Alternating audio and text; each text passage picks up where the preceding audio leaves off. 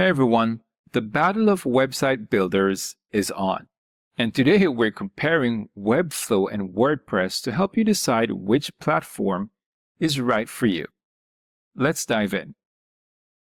Let's start with Webflow.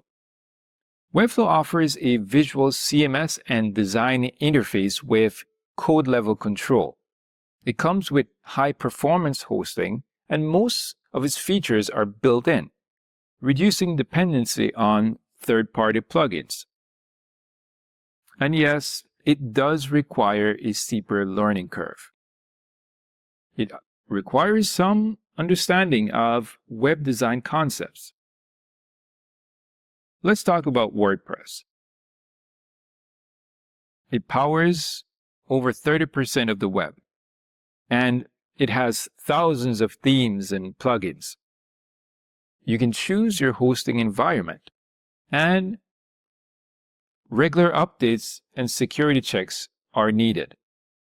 Alright, so here's the thing. Choose Webflow if you want a unified platform with advanced design capabilities and less maintenance. Choose WordPress if maybe you prefer flexibility with plugins and themes and don't mind the upkeep.